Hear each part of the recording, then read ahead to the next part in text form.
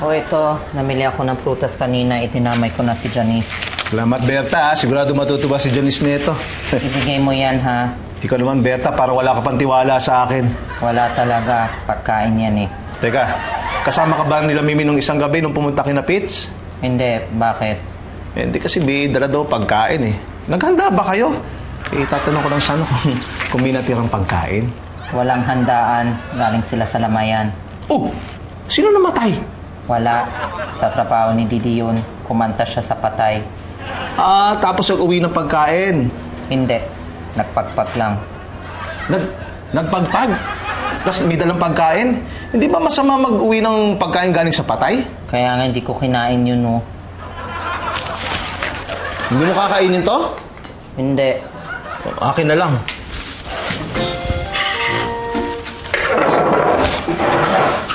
Galing sa patay yan. Okay lang. May kayo man sisa? Okay lang.